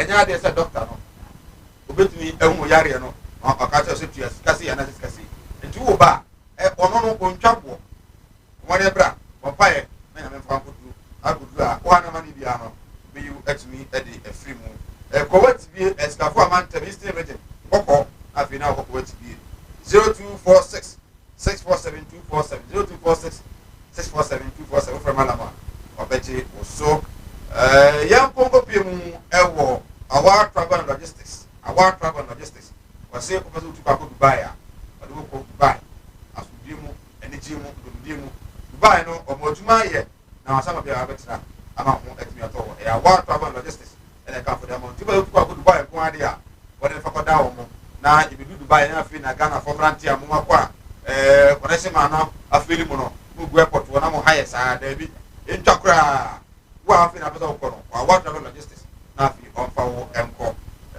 0552 373 027 0552 373 037 friend na otimi enye oso Kennedy yeah you sema hwe me danyame asese enya obi to say wa wo host program the kind of questions are ubisa once ubisa no question no ntimi ubisa no question no ntimi nya no ko epem ohun say ubisa no say enti Ghana say ya na obeje Ghana eni ya ene achicha asem ya na onzo ntimi anyina no e dey just na beje Ghana for ene decide election nipa ombeso mudi omano so what ya say 2016 na mudi oman so na Ghana fu hu se ne ma amoye e mo oman because what the ya transuma ama kro ye e dey transuma almost 5 years the Ghana ne behwa sa to oban se by transuma 5 years na do 2016 amfa transuma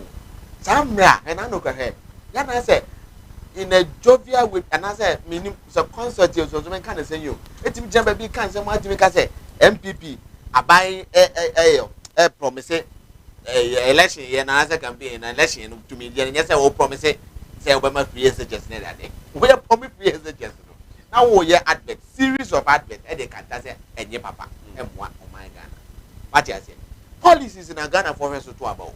Ampa Ghana for to abama na nado dankwa gufu ado ne bosha o hye nyina ogusu a wodi so oye bebre aye ho aduma ye wie bi o so ogusu a oye what you say na senka ye pe alternative na mo NDC Ghana for say MPP nya ade entimi mu oman na mo ade yesi mu hu ya na 2016 election e ko ye 2020 election e ko dem fa 2020 election e ko ye 2020 election e ko ye Ghana for aba omoto ye ne se ebinsi Ghana hada se anya o mampani bi o chan kunya so pe ena o mampani wo te so no mo contest ne binsi da enti ho no Ghana for da bi sa na tie de e kwa me be fa so ato aba bi ko first de ne to aba anze mo nso mo hwe ne aso ni pa na hwe ba we de aso ahwe ya so nso ahwe mu mi na mo de o mampani ni pe enti unwuma ne sen na Ghana for na so to aba 2020 ena mo to aba man na da ko enti se we no kwa nka say onya the fence adida hobi kwa na kwa pro nwase na wo chance na ga fofo hu say onipa ise de betima ayo na still enema enye President Mahama Kasi na NDC for very vigilant our police stations o ha be the brand anyhow bia election na ye ko Mr. Pajami at TSU, quite a fast winning election. What is a quite a fast winning election? Say, who police station, or one about the 2 a year kind. About now, what I crowd, and I said, yeah, mammy, Jane, what I crowd, you have been. I crowd on the, yes, headquarters of police station, a police station. There be a banner a kind of me near Cotonou, Yamanguase, Yasukumu, I saw them, and one the Kikabu, their command. It is not so winning election there. Any a police station one. Be I to about no so on your may. No munja good year no police station. Check the my 2020 election. Collation Center, then ya mantu system the state of art system one the quality resource normal the laptop ne so say SL normal SL ya wo kwa betima be dia a resource NDC phone and normal the quality resource. So they were not vigilant. And now they want to be serious. E kwan wo fa so e win election Ghana ha and e kwan wo fa so di to you e Ghana MPP nsem e de beji 2 million ya de ba ko pe e ya tro wo benya o mo ne bo amamo e ya pretty statement one by confirm e bi na anu e yi pa ho achewe ye wura adoto Jacob papa ho achewe say nsem bi o me ka gu o man pende da ko fon na ya tro papa ho achewe asre bo ne fa has refunded 237,000 Ghana cedis as part of a salary increment accrued from January to August this year. With any another issue, so I'm planning Sika 2.7 billion. The GR is cap. I'm an abroad. Good news. We were financial ministers, appointees. Samake, that's a minute, Yantia. O mampani netwa na twa na kama na broso e na ware fon de ama e fen say control accountant general e na enye na anu ya committee hihye o de ba ya katua no ho asem a ye ma me Rebecca Kufuado ne ye ma me Samira Baumia e de o se akatua mutum o mpa o de kwen enye bi enye ni o May 2020 ana o mampani declare say de COVID enyan susu aso yeso damages a e dia maye ene ne ma enko yi nti akatua ntumu bi e beba ono o mampani o ene na pamfo apa won mo ye adwuma me kan executive san ntumu no bia no they will pay into Ghana coffers ne dia a support la bi akatua ntumu dia ni akatua ntumu dia na okay esa akatua ntumu dia enya recommendations e ba ya say ye mfa bi kan akatua don't say akatua ntumu o ya to akatua ma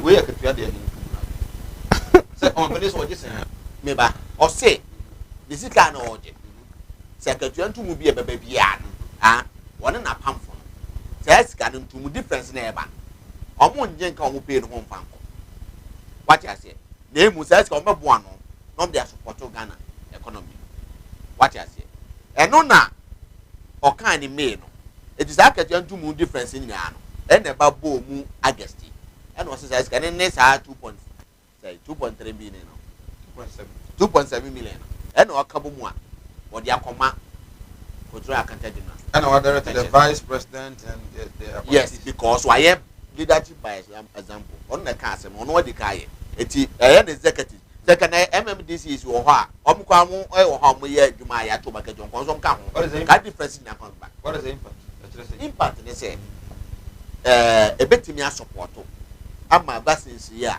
ye pe bi dia ba bo Ghana foi ebetimi dia support ato vaccine e dia this one private jet or hen the etukwan the next na ma what ma adwuma ma si asema na me nu akura ka bi say o mampani ekopelu an wate private jet and I say wa high jet no de kopelu na o kwa bere ni pada ku me wo ayi e fa say financial background masa say o kopelu me kwa na me to na me pelu na wapa hu bi sebisebio aba say me ma 2000 loan na fa kwa dia me fa ma because the show hu no yo bia na nya de betin we PS kan ti best kan but even so the ba betin we hwe hu hwe ka o de ba ye so akọ kan ono kwa hwe no hu ono abaji ska no ho no for kuta wo no tabia can also reject you American because you live a life American president o tu kwan ya the car obetin ni bibia discipline ya da besi o man so ba o nso obia ahwe o agentia aya ho ba bo ntia na no hwe ye ni brebre o mampani me efrim hwe ni brebre who is going to die for you to come to power. Please stop that. Ghana will survive election 2024 just like any other elections conducted in Ghana. Ghanaians will never vote for you again to plunge this country into darkness and corruption. Okay, Ghana can do better. I'm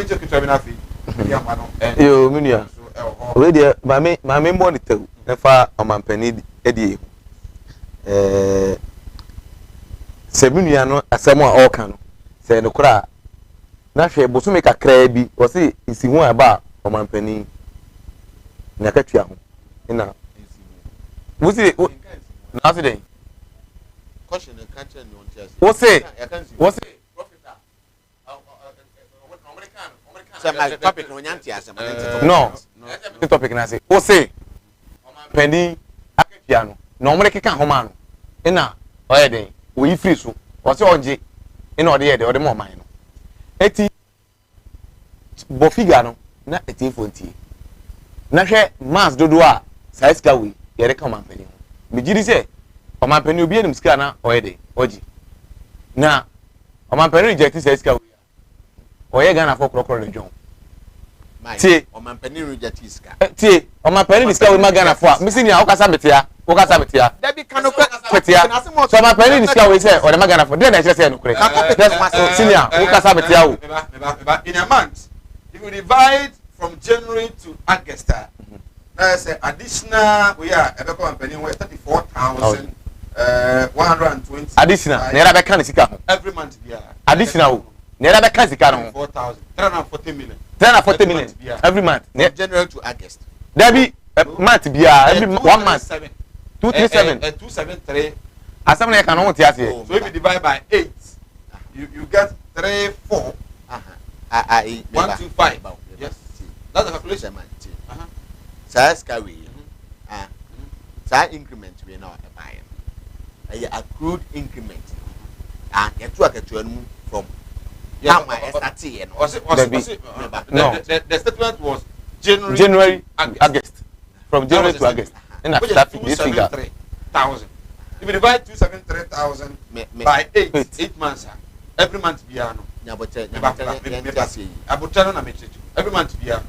Or say from January to August, salary increment the buy 273,000, which is can it discount 2.7 billion. And you divide by 8, Busumi Watchen one, and a Busumi piano.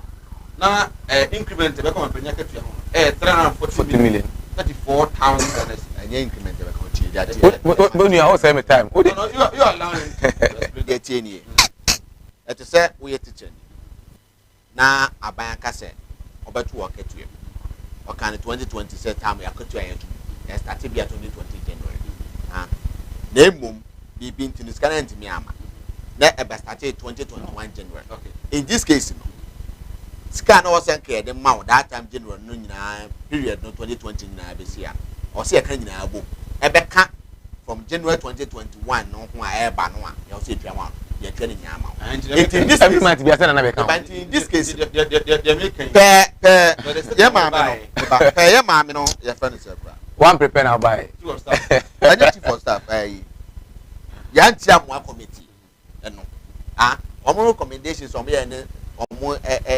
increase executives no esika no agree me time na dem no be sisa abe no na ado eno na be ye I back pay apart back pay for say chairman and they also no problem let's do the calculation from January to August per the statement from the presidency and my division.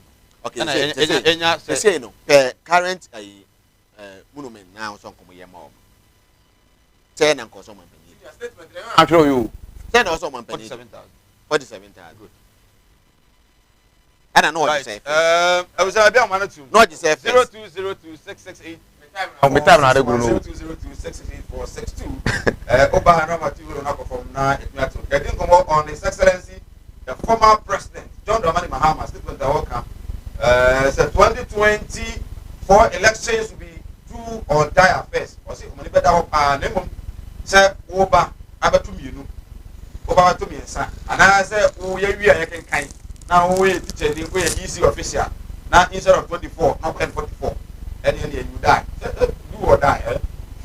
You will be free. Not die no more. Actual. Oh, easy for the easy for I was NDC. You know me.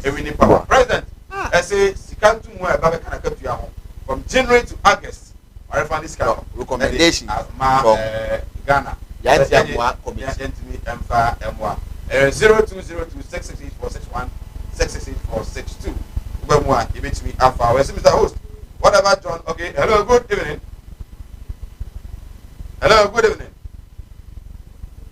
Whatever John Mahama will do, we Ghanaians will vote against him because he does not have quality leadership in him. Okay, I don't know. Hello, good evening. Yes, please. But I am still on your brain.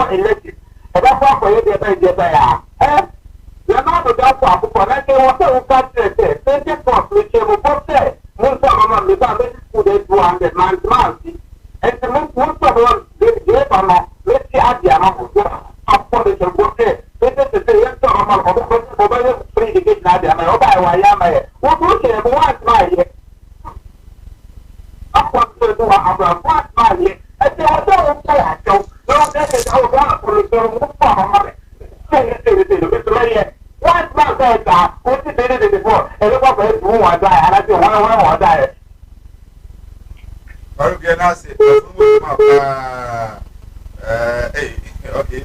Farouk Tema, I say, as President Mahama, I put it to you that you and your family are part of the privileged few that have milked by this nation.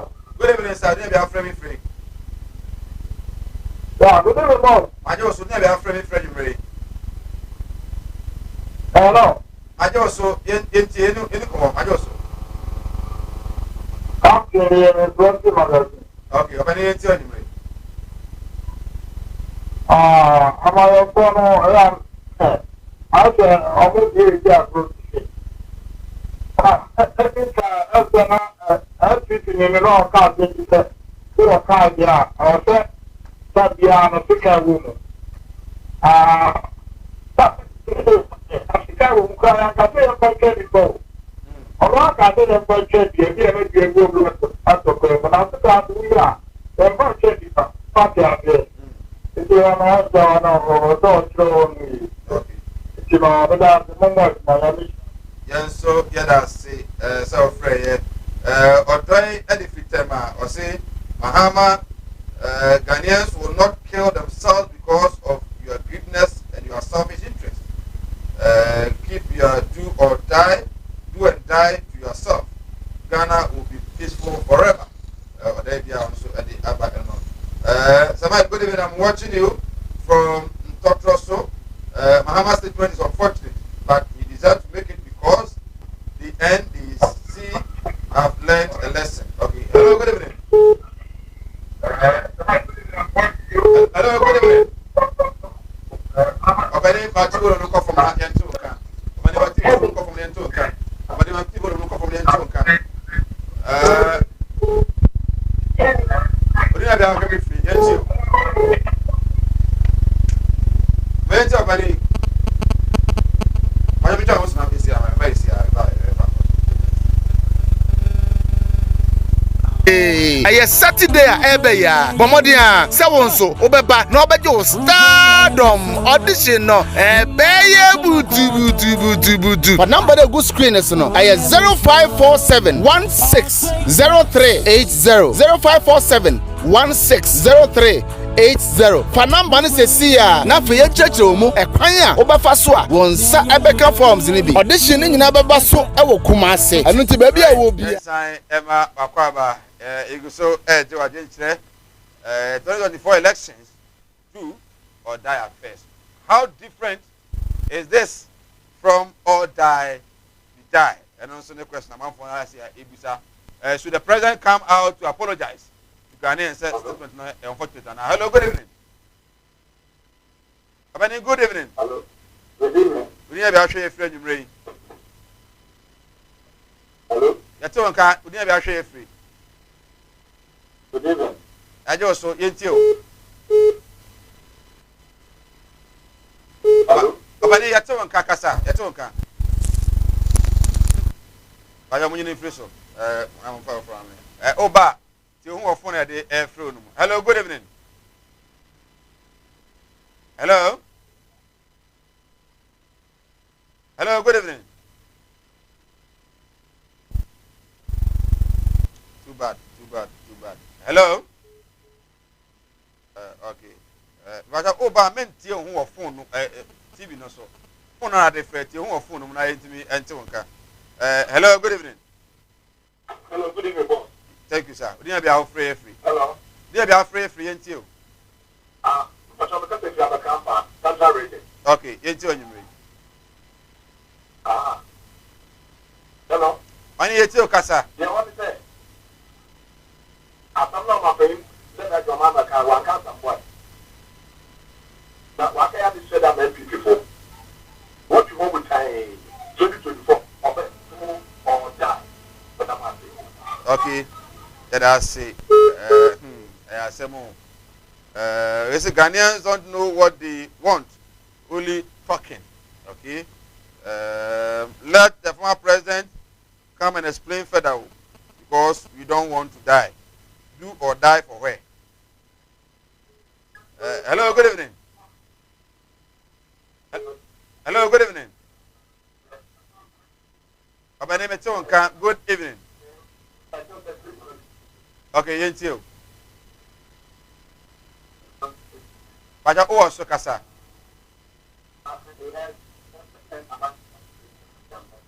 Okay. Abani majo so yentio. Abani majo so kasa. What is happening? Abani majo so kasa mitio. Hello, good evening. Majo so kasa mitio. Okay. Mike, yentio.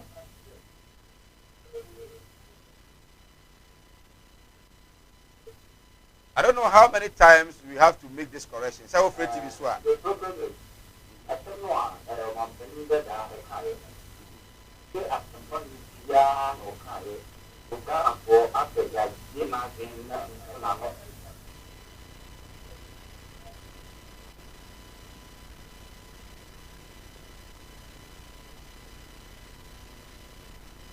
hello. I make repeatedly say, oh, Fred or TV swap. The pekeo. And yet, TV na uti and San Wakasa. Yapeko no phone our dear friend one. I don't know uti now what and can communicate. But always you want to listen to yourself before you communicate. And why you cry? If you are any TV station you want to call, no, oh, Fred, listen to yourself on the phone and lower the volume of your TV set. Can hear you loud and clear. Internet will be our friend. Hello, you're talking about, but now won't hear because say what you one can and send it to me anyway. Well, Yemreno, I am ready. Yeah, sorry, if I influence. Very your yes, me too. You're going to crack. Yeah. The American say, Nana do Sikano. Our refund on the president. 237 rather 273 now Ghana for where them money more one with him say 2 hours you know indeed 1 year cry my you and so will be after during election 2024 pay say obenya to me what you say the change the panisu ni ban e change the sin anisu nyina na say oba bi di o mampanyin no obenya one term na kam dem am yakwere nko kan je mi kire ti emusa ewura mahama na beto na emusa onfa nu ye so mai wo se ewura mahama ne die pa no waja no flasa house wa ana jubilee house wa opeso sa akofa e die pa no waja no because constitution man ho pan because what be di o mampani what collection in premier what di kugo premier e die bi na wo sa ba bi ni nyinaa nkamfo no ebesi se ndisi boni obi abi saa na mo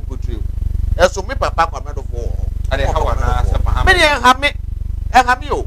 Said the idea that say no, I wouldn't get in. The Mahama Guan on Badia. Share Papa be with me group. Yes, I know a talker. I can't wait to a Wajian what you're waiting. Means me from my own country.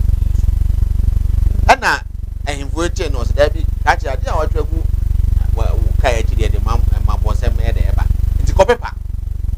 Was you much one man? The corner copy pie. The paper no choke energy. That it's the one on him can.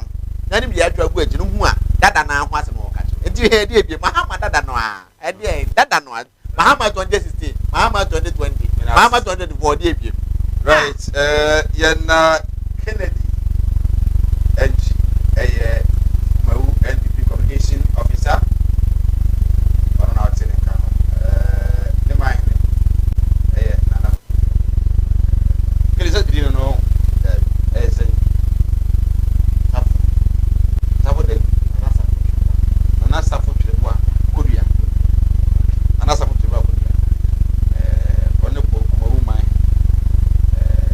Nana, we move, actually.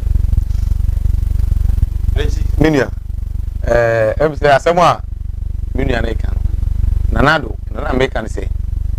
PDS sika no na busuafo. Emo a omudi e pese ore say sika nyina na osa senior mesro wo kasa me wa ha amunya sa de ma wo kasa me wa ha na o ka bi say afepe ye hwe omo a omo press omo pe power asema o kan no me siri su gina say e fe na mahu say o cha tare pa because o afepe no ye hu Baumia posters all over the world about Baumia country about me the posters about open man di enti obi a ye ni gana say o say bebu man obi a ye ni gana ma o say bebu man no na say wo je bo man no nje adufu any person me punya ti o man ni mo na bepe man pani di e na o the posters e tezara bonti anle wo mo twa aseka gu MP scale mu a wo di agora na so ni ba omi afande de jamu trim e wo eyi ase eni ti wo aban a omubu omo nyina man ne ho Obafo sena be ekufu ado man boye ni mo ye no ba omi aba na be kata so tiri no na wo dada na kede pedasi ye godi Obafo dada na Ishas constituency organizer for the NDC what you are so I mean a very good friend of mine been a long time Mr. Eric what I was St. Louis SHS if you are Santima Pong very good evening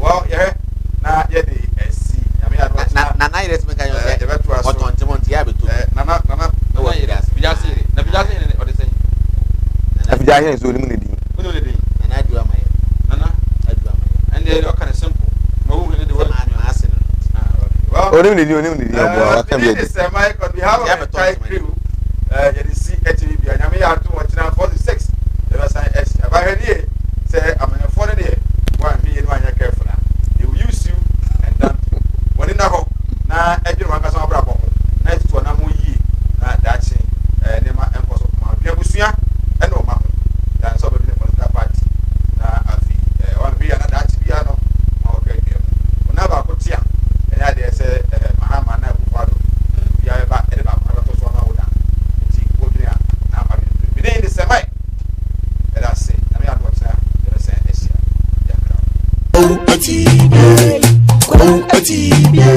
animudia me manfo ni bintina mo ne yira ebinu ba from ho se me yo o ba asofo nso no mo nya ma asorema akon obi o wa me ne wo ka say stroke a chino wa ya stroke no enko malam se bra ya djuma me ne da okay kwesi da ejuada ebanada okuoda yawada efieda ana me nya djuma na fieda wo beto me ya wo so me hwaw because nipa ana wo homeda nyankopon eni homeda okay akwala na wawo no akwala na nya 10 years eko 15 years on nante da wada form